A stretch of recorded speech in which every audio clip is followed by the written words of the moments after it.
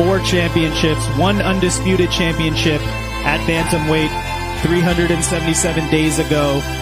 Earlier this year, Inoue challenged himself, moved up in weight to 122 pounds.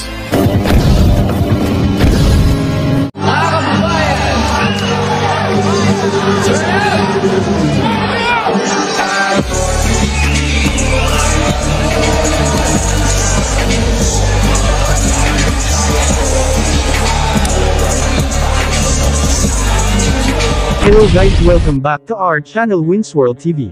Ang panayam kay Naoya Inoue na tila galit na ito sa angas ng Pinas Jonriel Casimero, dahil sa trash talk nito kontra sa Japanese monster Naoya Inoue. Sobrang kapansin-pansin talaga ang pamamaraan ni Jonriel Casimero para lang patulan siya ni Naoya Inoue. Dahil panay hamon itong si Jonriel Casimero kay Naoya Inoue at may mga kasama pang trash talk na masasakit, dahilan sa pagsiklab ng apoy ni Naoya Inoue dito sa tinaguriang angas ng Pinas Jonriel Casimero. Ayon sa Japanese monster na si Naoya Inoue, ay grabe na talaga ang pag-aangas at paghahamon nitong tinaguriang angas ng Pinas Jonriel Casimero. Kaya tinanong siya ng Japanese media, kung ano ba ang mga ginagawa ni Jonriel Casimero laban sa kanya na dahilan ng galit niya. Ayon sa sagot ni Naoya Inoue ay diretsahan niyan sinabi na wala daw sportsmanship si Jonriel Casimero, wala din daw race ito, at tinatawag din daw siyang the Japanese turtle. Kaya dito na nagagalit si Naoya Inoue, at gusto na niya itong makasagupa sa ibabaw ng boxing ring. Ayon sa media at mga kasamahan ni Naoya Inoue, ay sobrang nakakagimbal ang lakas niya ngayon at nakakatakot na Naoya Inoue version ngayon 2024. Dagdag pa ni Naoya Inoue ay sobrang malala na ang mga ginagawa ni Jonriel Casimero, dahil pati sa ibang account ni Naoya Inoue ay nanggugulo doon at panay comment itong si Jonriel angas ng Pinas Casimero. Subalit ayon sa mga kasamahan niya sa mismong kwentuhan, ay dapat huwag na patulan ni The Monster Naoya Inoue itong si Jonriel Casimero. Ngunit ayon kay Naoya Inoue ay hindi na niya palalampasan ang mga masasakit na salita ng ating pambato na si Jonriel Casimero. May target na makuha si Naoya Inoue na belt kay Jonriel Casimero. Kailangan niya talagang sagupain ang angas ng Pinas Jonriel Casimero. Dahil ayon kay Naoya Inoue ay hindi niya ito papatulan kung walang belt na hawak ito. At dahil merong hawak na championship belt si Jonriel Casimero ay lalabanan nito ni Naoya Inoue para makuha niya ang titulong undisputed bantamweight champion.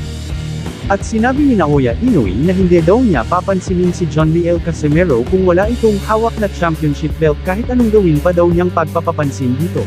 Dagdag pa sa ating mga balita. Anong padapadatis nyo? Utay na, oy! Wala na si Mimo sa amin! Wala nang bada dyan! Lagi! Lagi. Yan pala yung sekreto ng mga immortal. Oh, hello.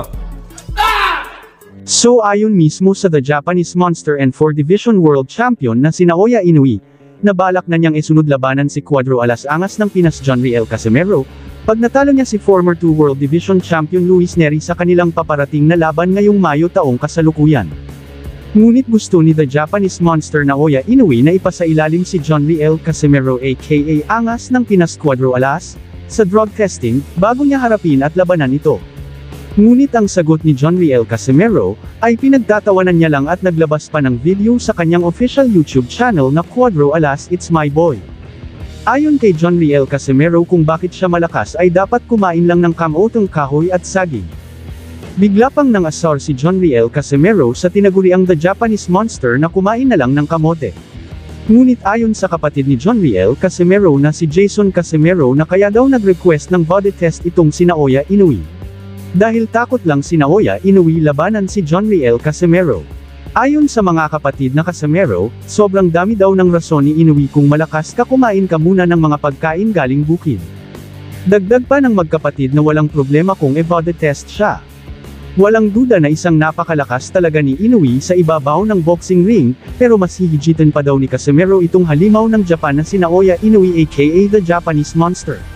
Magkakaalamanan na ba kung sino ang tunay na halimaw sa ibabaw ng boxing ring, si Naoya Inoue ba or si Jonriel Casimero? Just comment down below. Thank you for watching. Salamat sa inyong panunood. This is Winsworld TV, saying peace, love and good vibes lang tayo lagi, okay, alright.